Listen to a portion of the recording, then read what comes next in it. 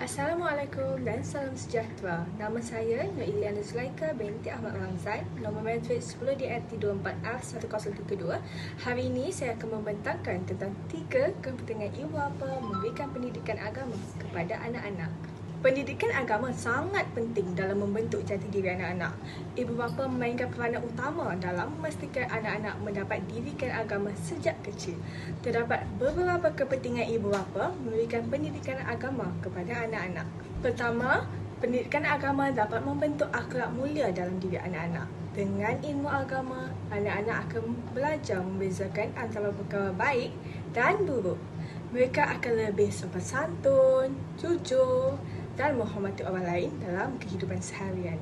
Kedua, agama berperanan sebagai panduan hidup. Anak-anak yang dididik dengan agama akan sentiasa berpegang kepada nilai-nilai Islam dalam membuat keputusan dan tindakan.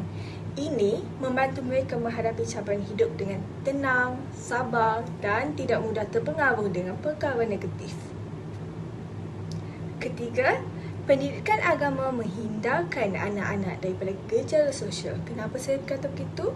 Anak-anak yang memiliki asas agama yang kukuh biasanya tidak mudah terlibat dengan masalah sosial seperti buli, penyalahgunaan dadah, pergaulan bebas dan sebagainya. Mereka tahu batas-batas pergaulan dan mempunyai rasa takut kepada dosa serta balasan Allah. Namun begitu, pengabaian pendidikan agama boleh mendatangkan pelbagai masalah. Sebagai contoh, terdapat satu kes buli yang tular di media sosial di mana sekumpulan pelajar memukul dan menendang seseorang rakan tanpa belas kasihan. Perbuatan ini jelas menunjukkan ketiadaan pendidikan agama dalam diri pelajar berkenaan.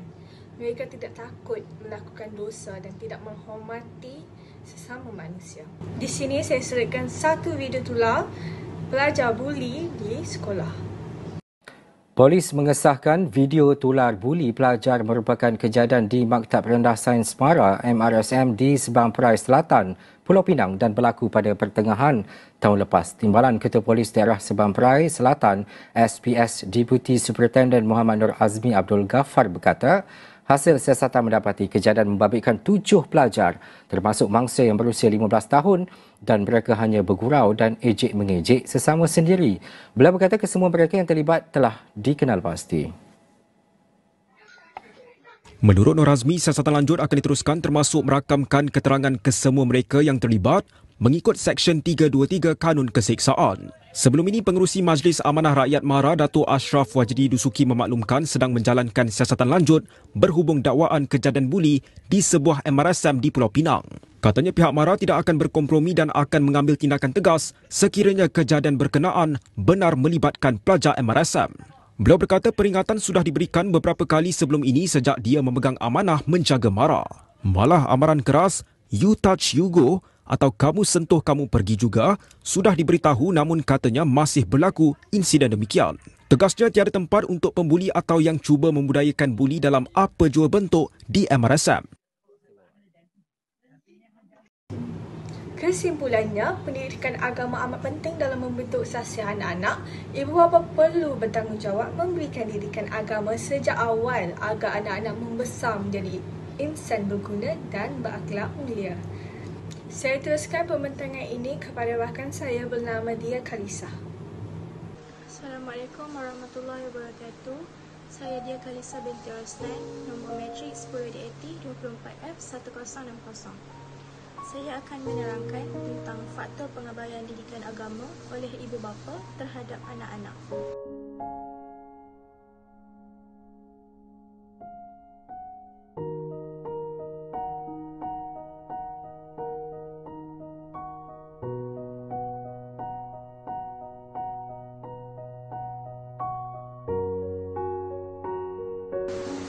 Kesibukan ibu bapa mengejar dunia, adakah mereka sedar apa yang mereka tinggalkan? Anak-anak mereka mungkin tidak tahu membaca Al-Quran, mungkin tidak pernah menunaikan solat dengan sempurna dan mungkin ibu bapa yang menjadi puncanya. kebanyakan mereka ni amat nipis tentang dia punya pengetahuan agama. Sebab tu mereka cukup cepat terpengaruh. Kononnya perjuangan di sana memberikan satu perjuangan yang kata orang menegakkan agama, ya. Tapi bagi saya ia adalah sebaliknya, ya. Ia merupakan perjuangan ekstremis yang memang. Kajian dan laporan media menunjukkan peningkatan remaja Muslim yang tidak mampu membaca surah Al-Fatihah atau tidak tahu asas rukun Islam. Isunya bukan pada mereka, tetapi siapa yang bertanggungjawab mendidik, siapa yang sepatutnya membimbing dan siapa yang sepatutnya memberikan ajaran.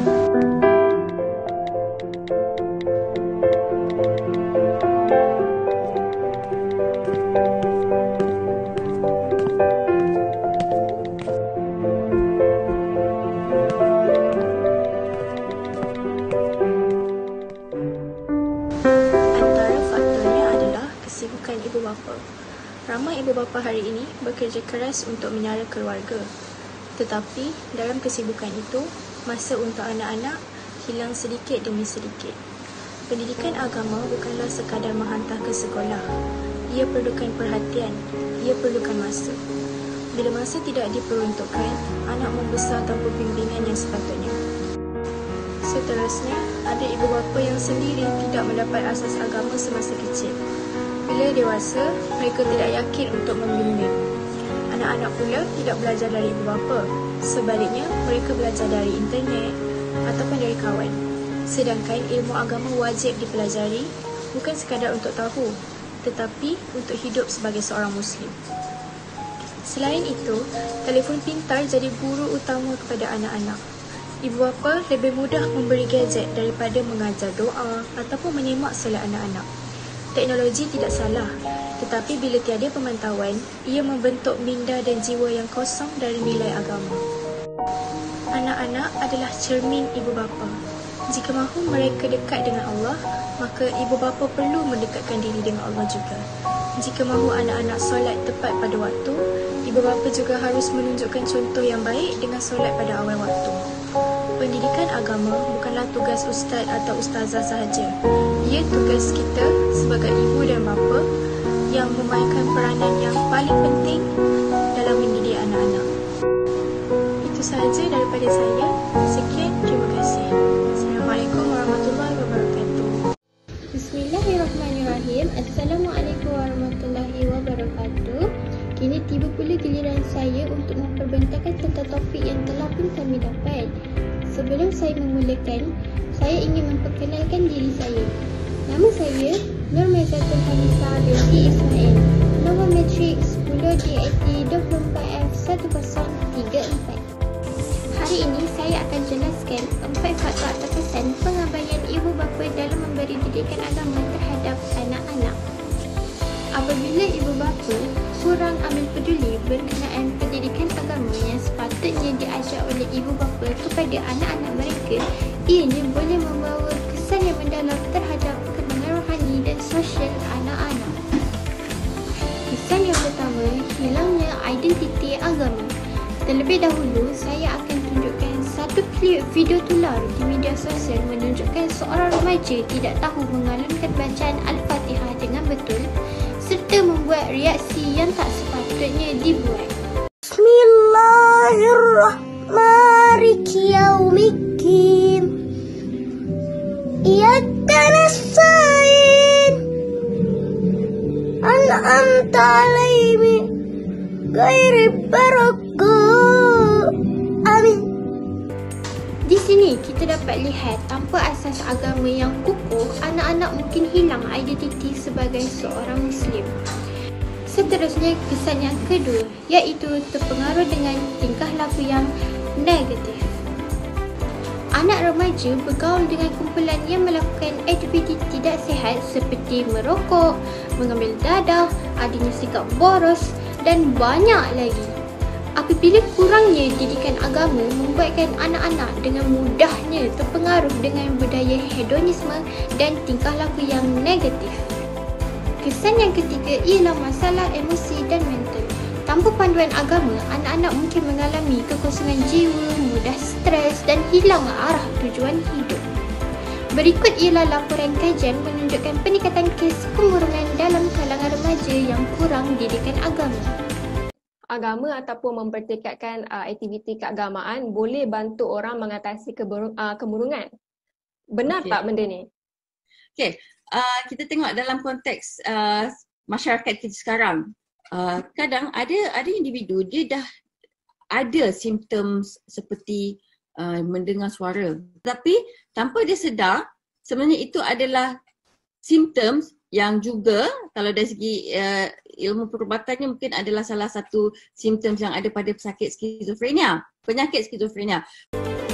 Kesan yang terakhir ialah hubungan keluarga yang rapuh.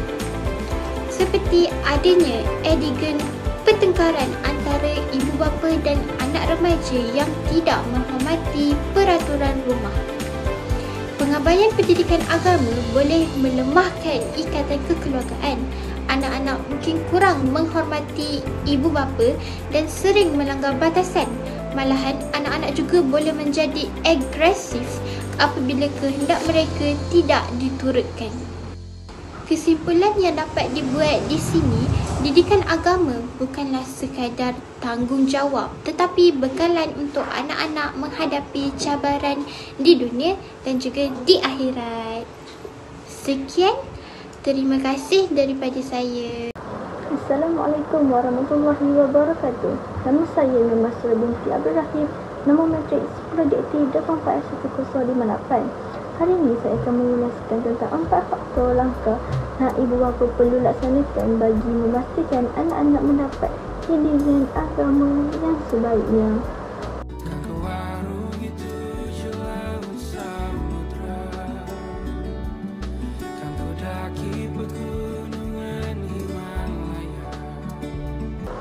Ramai orang fikir ajar agama ni kerja ustaz dan ustaz saja. Tapi sebenarnya semua tu bermula dari rumah. Ya, dari rumah kita ni madrasah pertama untuk anak-anak dan ibu bapa lah guru utamanya. Yang pertama menjadi contoh teladan. Anak ni dia belajar lebih banyak dari apa yang dia nampak, bukan apa yang dia dengar.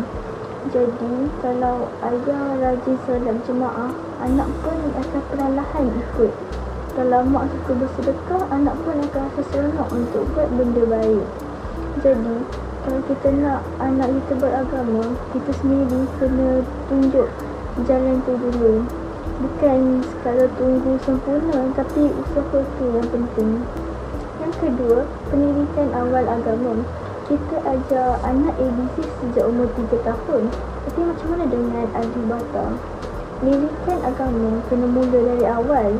Ajarkan anak tentang mengenal Allah, kenal Nabi, belajar doa-doa yang mudah dan tahu beza antara yang baik dan yang buruk. Lagi kecil mereka mula, lagi senang untuk mereka nak masuk dalam hati. Jangan tunggu besar baru nak mula, nanti susah nak dibentuk. Yang ketiga, persekitaran Islamik. Suasana rumah tu pun main peranan besar. Contohnya cuba pasang nasyid waktu pagi atau buka YouTube ceramah pendek semasa makan. Ataupun hias rumah dengan kaligrafi dan pastikan ada waktu khas untuk agama. Macam malam Jumaat kita baca Yasin bersama-sama keluarga. Persekitaran macam ni akan bantu untuk suburkan jiwa anak-anak. Yang keempat, bimbingan dan pengawasan berterusan. Pendidikan agama ni bukan kerja one off, dia kena buat hari-hari. Zaman sekarang, anak-anak banyak terdedah dengan media sosial, video dan macam-macam pengaruh luar. Jadi sebab tu, ibu bapa dia kena banyak ambil tahu tentang anak-anak dia. Tanyalah anak tengok apa yang dia selalu tengok, apa yang dia percaya kat sana.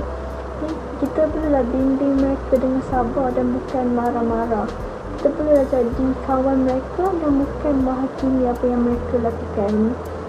Jadi kesimpulannya, tak ada ibu bapa yang sempurna. Tapi setiap usaha kita berdidik adab dan agama adalah satu peleburan besar untuk di dunia dan di akhirat. Anak yang kenal Tuhan, tahu batas, hormat orang itu adalah hadiah yang paling mahal. Dan semua itu bermula dari rumah dengan kita sebagai permulaannya.